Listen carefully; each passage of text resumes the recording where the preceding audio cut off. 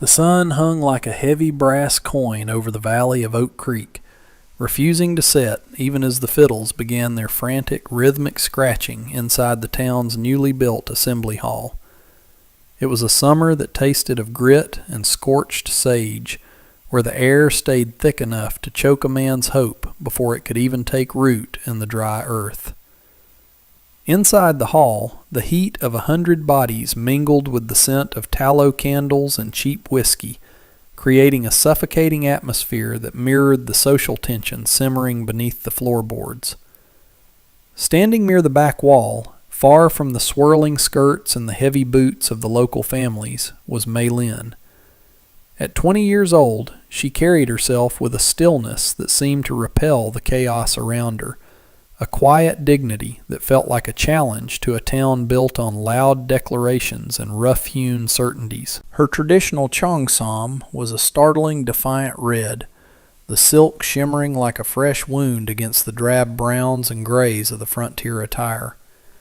She was a solitary island in a sea of suspicion, her presence tolerated only because her father's debt to the local mining company had not yet been fully paid, and her silence was often mistaken for submission by those who did not know how to read the steady, unblinking focus in her dark eyes.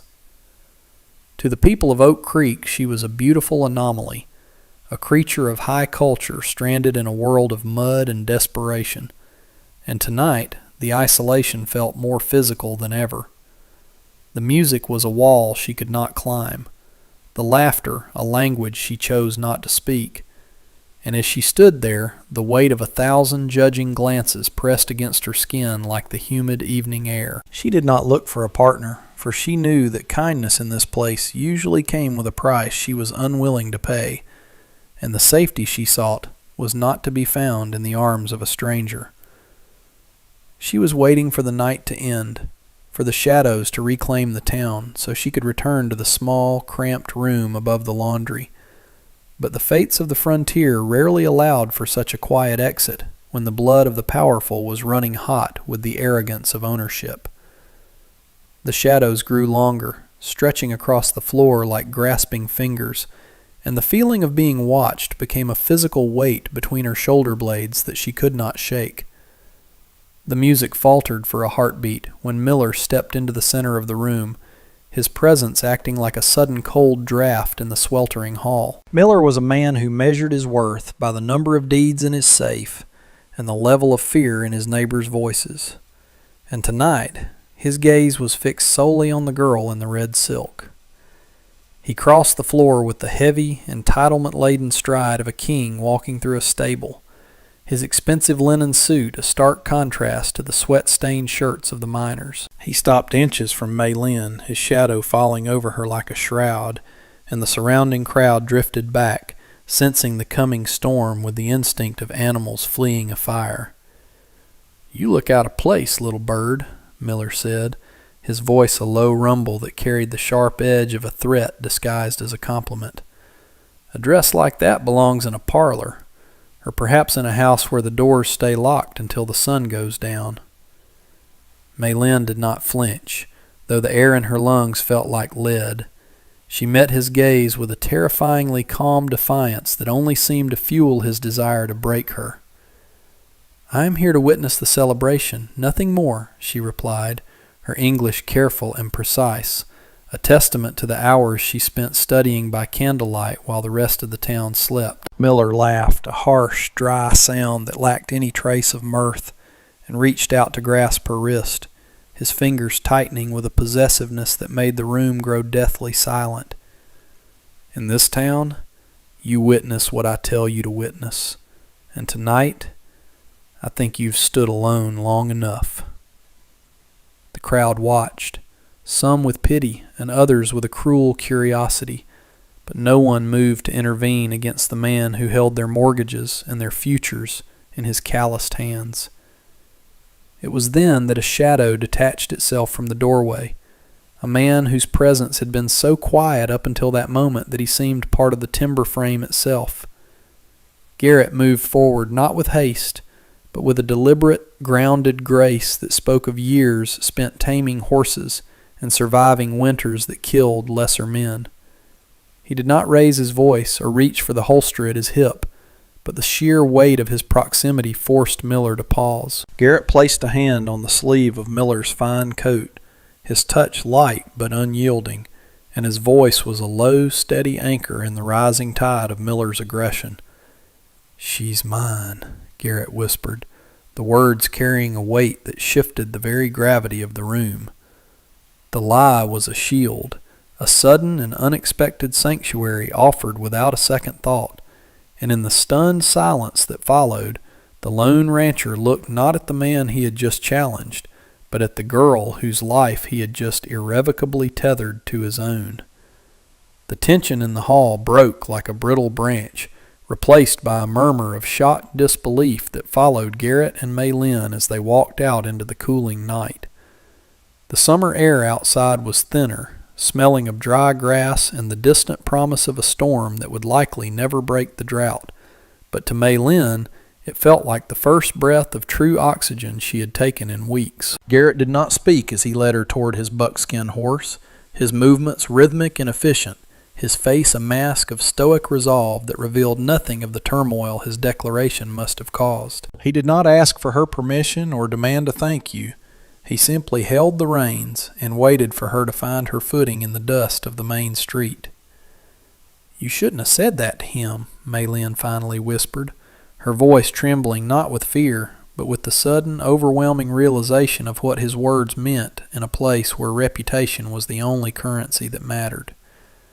"He will not forget, and he will not forgive a man who takes what he believes is his." Garrett looked at her then, his eyes reflecting the pale moonlight with a weary kind of wisdom that seemed to bypass the immediate danger. "Miller thinks the world is a map of things he can buy or break," Garrett said, his voice grounding her like the earth beneath her feet. "I've spent my life on a piece of land that doesn't care about a man's bank account, and I've learned that the only things worth having are the things you're willing to stand for when the wind is blowing the wrong way."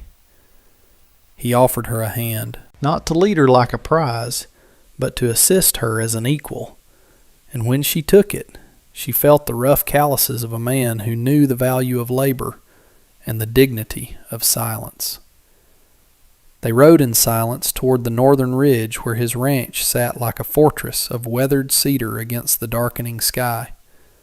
The distance between the town and the ranch was more than just miles. It was a transition from the frantic, judgmental energy of the community to a space where the only witnesses were the stars and the steady breathing of the horse. When they reached the small, sturdy cabin, Garrett stepped down and waited for her to dismount, gesturing toward the porch with a restrained warmth that felt more genuine than any grand gesture she had ever seen.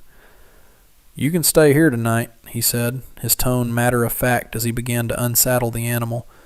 "There's a bolt on the door and a pump for water around the side. I'll be out in the barn if you have need of anything, but you're safe here, Mei Lin."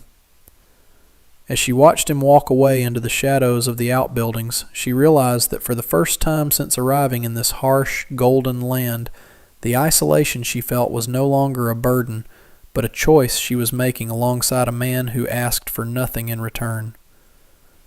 Morning arrived, not with a soft glow, but with a sharp, unrelenting heat that bleached the horizon and turned the dust to a fine, shimmering gold.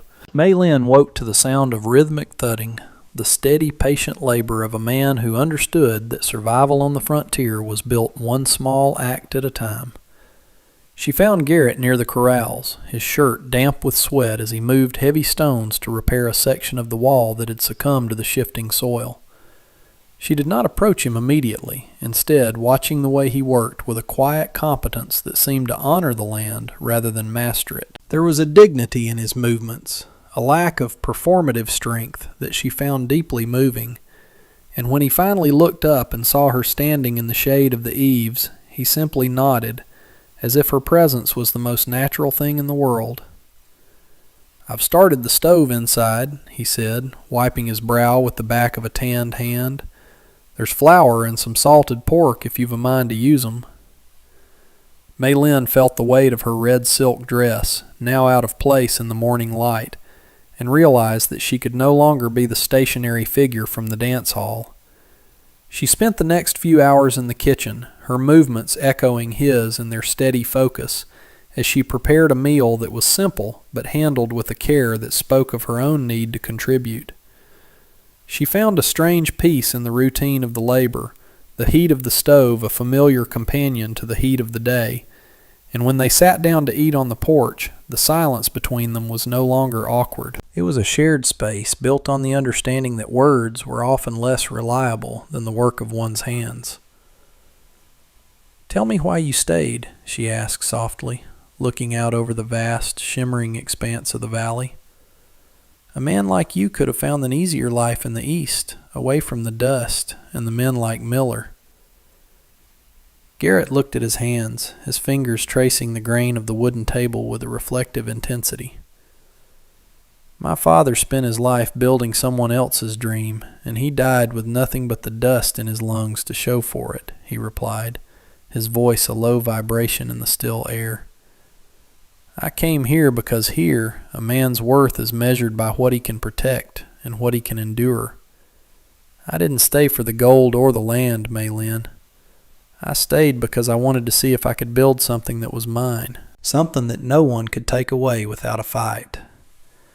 His words resonated with her own history of loss and the quiet strength she had maintained through years of displacement, and in that moment, the cautious alliance they had formed began to harden into something much more resilient, a bond forged in the heat of a summer that was only just beginning to test their resolve. The peace of the ranch was a fragile thing, easily shattered by the arrival of 3 riders who appeared on the horizon like a smudge of ink on a clean page. Maylin felt the familiar coldness of dread settle in her stomach as she recognized the lead horse, a sleek, dark stallion that belonged to Miller. Beside her, Garrett stood up slowly, his posture shifting from the relaxed ease of the morning to a coiled, protective stance that radiated a quiet menace. He did not go for a weapon, but the way he positioned himself between the porch and the approaching men sent a clear message that his ranch was no longer open to the public whims of the town's elite. Miller rode right up to the edge of the yard, his face flushed with the lingering resentment of the previous night's humiliation, his eyes scanning the property with a predatory calculation. "You've made a mistake, Garrett," Miller called out, his voice carrying across the dry grass like a whip crack. "A man who claims a stray cat shouldn't be surprised when the owner comes to collect. There are rumors in town about the legality of her status, and I've got paper in my office that says her father's debts have been sold to my company. That makes her my concern, and your interference a matter for the law." Garrett's expression did not change, but his jaw tightened, the only sign of the fury brewing beneath his calm exterior. "The law in this territory is supposed to protect people, not buy them," Garrett replied, his voice steady and cold enough to frost the summer air. "If you have papers, you can take them to the circuit judge when he passes through in the autumn. Until then, this land is mine, and anyone on it is under my protection." "You're playing a dangerous game for a woman you barely know," Miller sneered, his hands hovering near his reins as he looked at Maylin with a mixture of greed and spite. "The town is talking, and they don't like an outsider taking what they think belongs to the community's interests. You'll find yourself very lonely very quickly if you keep this up." Maylin stepped forward then, moving out of the shadows and standing beside Garrett, her hand resting briefly, firmly, on his arm. "I am not a thing to be collected," she said, her voice ringing out with a clarity that surprised even Miller. "And I am no longer standing alone." The riders lingered for a moment, the air thick with the threat of immediate violence, but the sight of the 2 of them standing together, a stoic rancher and a woman in a red dress who refused to be cowed, was enough to make Miller hesitate. He didn't have the stomach for a fair fight, not yet. But as he turned his horse around, the look he gave them promised that the external pressure was only going to tighten, and that the reputation they were building would soon be tested by every weapon the town of Oak Creek had at its disposal. They watched the dust settle long after the riders had disappeared, knowing that the real conflict had only just begun. The heat of the following week became a physical presence that lived between them and the rest of the world, a shimmering veil of isolation that the town of Oak Creek used as a weapon. When Garrett rode into town to secure the grain and salt they needed to weather the late summer, he found the doors of the mercantile suddenly heavy with an unspoken weight, the proprietor looking everywhere but at the man who had been a loyal customer for a decade. The murmurs followed him like a swarm of biting flies, the townspeople gathering in small, tight knots on the boardwalks to watch him pass, their faces masks of suspicion and manufactured outrage. It was a social boycott designed to starve out the defiance Miller had failed to crush with words, a quiet suffocating of his livelihood by those who had once called him a neighbor. "The ledger's closed for the day, Garrett," the shopkeeper muttered, his voice thin and strained as he busied himself with a stack of empty crates. "There's talk about the company's interests and who a man chooses to harbor on his land, and until things are settled with Mr. Miller, my hands are tied by the folks who pay the freight."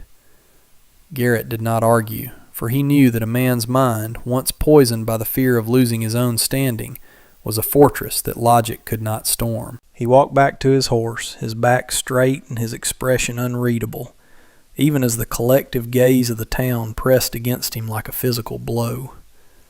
He saw the way the women pulled their children closer and how the men spat into the dust as he passed, a calculated display of rejection that was meant to make him feel the gravity of his choice.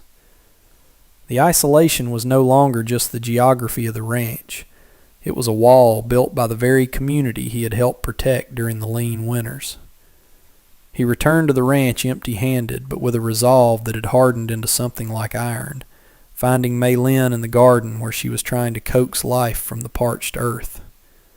He did not have to tell her what had happened. She saw the empty saddlebags and the weary set of his shoulders, and understood that the price of her safety was being extracted from his reputation. The pressure from the outside was tightening like a noose, and the silence of the valley felt less like a sanctuary and more like a countdown toward a confrontation that neither of them could avoid much longer. That evening, as the stars began to pierce the bruised purple of the twilight, they sat together on the porch, the air finally cooling enough to allow for a moment of reflection. The silence was thick with the things they had not yet said, the weight of the town's judgment hanging over them like the threat of a coming storm. Maylin watched the way the light from the single oil lamp inside the cabin spilled across the boards, illuminating the dust motes that danced in the still air. "You are losing everything because of me," she said, her voice so soft it was almost swallowed by the chirping of the crickets in the tall grass. "The people you have known for years now look at you as a stranger, and it is a burden I did not wish to place upon your heart." Garrett turned to her, his face half hidden in the shadows, his eyes steady and filled with a quiet, burning intensity that she had only glimpsed before. "I spent 20 years being the man they wanted me to be, and I was never more alone than when I was surrounded by their approval," he replied, reaching out to cover her hand with his own. His skin was rough and warm, a grounding force in the uncertainty of the night, and for the first time he did not pull away. A man doesn't find his worth in the number of friends who will drink his whiskey. He finds it in the choices he makes when the sun goes down and there's no one left to watch. He leaned closer, the scent of cedar and sun-dried earth clinging to him, and the confession that followed was a vow in everything but name. "I've spent my life looking for a reason to stay in one place, Maylin, and I didn't find it in the soil or the cattle. I found it in the way you looked at that man and refused to let him own your spirit. If the town wants to turn their backs, let them. I'd rather stand in the dark with you than walk in the light with men who sell their souls for a mortgage." The intimacy of the moment was earned through the shared pressure of the week, a private turning point where the pretense of a temporary alliance dissolved into a commitment that was as solid as the foundation of the cabin. They sat there for a long time, their hands joined, watching the horizon not with fear, but with the quiet, defiant hope of two people who had finally found something worth the cost of their isolation. The shift in their dynamic brought with it a new clarity, a realization that survival required more than just endurance. It required a strategic counter-move that would strip Miller of his leverage. Maylin, who had spent her youth assisting her father with the complex accounts of the laundry and the mining contracts he had struggled to fulfill, began to sift through the few papers her father had managed to save before his passing. She sat at the small kitchen table, her brow furrowed in concentration as she translated the hurried characters and compared them to the claims Miller had made in public. Miller is a man of many words, but his power is built on a foundation of paper that he thinks no one else can read, she told Garrett as he came in from the evening chores. He claims he bought my father's debt, but the mining company's laws in the territory state that a debt cannot be sold to a private individual without the consent of the debtor or their heirs if the original contract was signed under the Labor Act of 1882. She pointed to a faded stamp on the corner of a document, her eyes bright with a sudden, sharp intelligence. My father was a laborer, not a merchant. This debt is void if it is held by anyone other than the company itself, and Miller is using the town's ignorance to hide his own theft of the contract. Garrett looked at the paper and then at her, a slow smile spreading across his face, a rare, genuine expression of pride that made her heart hammer against her ribs. He's been bullying this valley because everyone is too afraid to look at the fine print, Garrett said, his voice low and dangerous. If we take this to the town square tomorrow, when the company representative arrives for the monthly audit, we don't just protect you. We show the whole town that Miller has been holding their own deeds with the same dirty hands. It was a gamble that relied on the very community that had rejected them, a plan to shift the power by appealing to the collective sense of self-preservation that had been weaponized against them. They spent the rest of the night preparing, not with weapons or anger, but with the quiet, meticulous precision of people who knew that the truth was the only thing capable of breaking the grip of a man like Miller. The air in the cabin felt lighter, the tension of the previous days replaced by a sense of purpose that made the coming confrontation feel not like a tragedy, but like a liberation.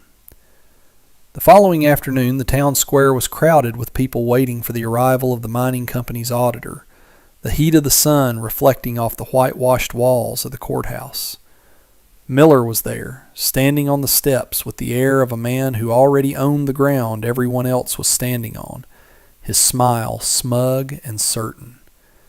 When Garrett and Maylin arrived, the crowd parted with a collective intake of breath, the sight of them walking side by side toward the center of the square, drawing every eye like a magnet. Garrett didn't wait for Miller to speak. He stepped forward and raised the documents for all to see, his voice carrying to the furthest corners of the plaza. Mr. Miller has been telling you all that he has the legal right to claim this woman and her family's future, Garrett announced, his tone steady and devoid of malice, which only made it more convincing. But he's been counting on the fact that none of you would look at the laws he's been breaking to line his own pockets. This debt he holds is a ghost, a violation of the Labor Act that protects every man in this valley who works for the company. A murmur of unease rippled through the crowd, the mention of their own protection hitting a chord that Miller's threats could not silence. Maylin stepped forward, her red cheongsam a brilliant, defiant splash of color against the drab surroundings, and spoke directly to the auditor who had just stepped off the stagecoach. "The documents are here, sir," she said, her voice clear and unwavering. "And if you check your own ledgers, you will see that Miller has been pocketing the interest on debts that should have been cleared years ago." The auditor, a thin man with a sharp eye for numbers, took the papers and began to read, his expression shifting from indifference to a cold, professional anger. Miller's face paled, the sweat on his brow no longer just from the heat, as he realized that the leverage he had used to terrorize the community was being dismantled by a woman he had dismissed as a victim and a man he had thought was too simple to fight back. The silence that followed was the sound of a town shifting its loyalty, the collective weight of their suspicion turning away from the rancher and toward the man who had been bleeding them dry in secret. "These papers are correct," the auditor finally said, his voice echoing in the stillness. and Mr. Miller has some very serious explaining to do to the company's legal counsel." The power Miller held vanished in that single moment, leaving him standing alone on the steps as the people he had intimidated began to close in, their voices rising in a chorus of long-buried grievances. The aftermath of the confrontation was not a loud celebration, but a quiet, steady reclamation of the life they had chosen together. In the weeks that followed, the heat finally broke, a series of gentle rains washing the dust from the valley and turning the hills a vibrant, hopeful green. The town of Oak Creek did not offer a grand apology, for such things are rare on the frontier. But the doors of the mercantile were no longer heavy, and the knots of people on the boardwalks now nodded with a reserved respect as Garrett and Maylin passed. The commitment they had made in the shadows of the porch was made explicit one afternoon under the ancient oak tree that gave the creek its name, a simple ceremony attended by a few neighbors who had found their own courage in the wake of Miller's fall. Garrett looked at Maylin, no longer just a survivor he was protecting, but a partner who had saved him from his own isolation, and the words he spoke were a promise of a future built on the same dignity and labor that had seen them through the summer. "I don't have much to offer but this land and a heart that doesn't know how to turn back," he said, his voice thick with an emotion he no longer felt the need to restrain. Maylin took his hands, her own steady and strong, the red silk of her dress a symbol of the identity she had kept and the love she had found. "You offered me a home when I was a stranger, and you gave me a voice when the world wanted me silent," she replied. "That is more than enough for a lifetime." The final wide shot of the ranch showed the cabin bathed in the golden light of an autumn sunset, the smoke rising from the chimney in a straight, peaceful line. There were no more threats on the horizon, only the routine of the seasons and the quiet growth of a life earned through shared pressure and chosen belonging. The moral was written in the very soil they worked, that dignity is not something given by the community, but something forged in the private moments of courage, and that the most enduring romances are those built not on grand gestures, but on the steady, unyielding support of two people who refuse to let the world define their worth. They stood together on the porch as the first stars appeared, a lone rancher and a woman of the frontier, watching the future unfold with the calm certainty of those who had finally come home.